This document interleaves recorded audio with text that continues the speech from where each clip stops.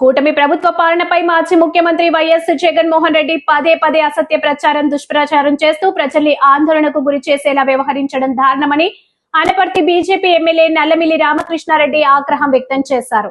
జగన్మోహన్ రెడ్డి అబద్ధాలు చెప్పటం, విషప్రచారం చేయటంలో దిట్ట అని గురువారం ది రాజమండ్రి ప్రెస్ క్లబ్లో జరిగిన మీడియా సమావేశంలో ఆయన విమర్శించారు.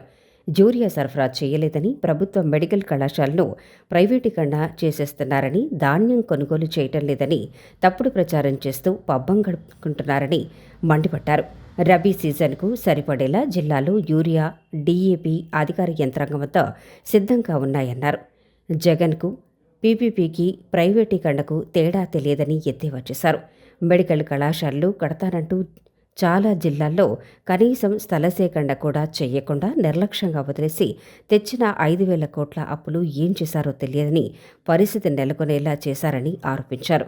కోటి సంతకాల సేకరణ అంటూ కొత్త డ్రామాకు తెరలేపారని, అసలు సంతకాలు ఎవరు చేశారో ప్రజలందరూ వాస్తవాలు గ్రహించారని కోరారు. సమావేశంలో కూటమి నాయకులు ఆళ్ల గోవింద్ తదితరులు పాల్గొన్నారు. అయితే 1,311 రూపాయలకి రైతాంగానికి ఇవ్వడం జరుగుతూ ఉంది. అంటే 2,422 రూపాయలు సబ్సిడీ భరిస్తూ ఉంది. అంటే ఒక ఉదాహరణ, ఇవాళ యూరియా తీసుకుంటే తూర్పుగోదావరి జిల్లాకు కావాల్సిన 58,000 మెట్రిక్ టన్నులకి తీసుకుంటే దాదాపు 12 కోట్ల రూపాయలు ఇవాళ రైతాంగానికి కేంద్ర ప్రభుత్వం సబ్సిడీగా ఇస్తూ ఉంది. ఇంత చక్కగా కార్యక్రమం నిర్వహిస్తూ ఉంటే దాన్ని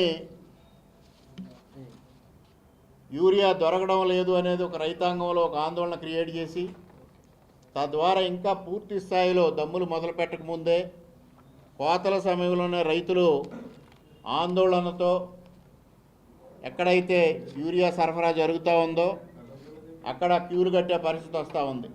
దాన్ని తీసి సాక్షి మీడియాలో రైతులకు యూరియా దొరకడం లేదు అనేది ఒక తప్పుడు ప్రచారం నిర్వహిస్తూ ఉన్నారు. ఇవాళ తూర్పుగోదావరి జిల్లా కాదు, మొత్తం ఆంధ్రప్రదేశ్లో ఉన్న రైతాంగానికి అందరికీ విజ్ఞప్తి చేసేది ఒకటే, సక్రమంగా యూరియా అందుబాటులో ఉంది. ఎవ్వరూ ఆందోళన చెందాల్సిన అవసరం లేదు.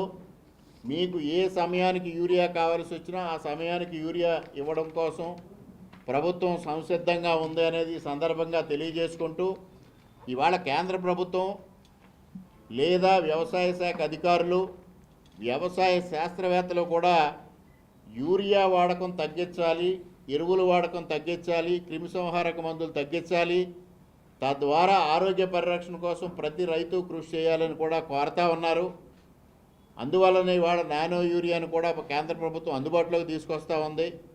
తప్పనిసరిగా రైతులు కూడా శాస్త్రవేత్తలు చెప్పే పద్ధతులు పాటించి సేంద్రియ వ్యవసాయం పట్ల మొగ్గు చూపించే విధంగా చర్యలు తీసుకోవాలని కూడా ఈ సందర్భంగా తెలియజేస్తూ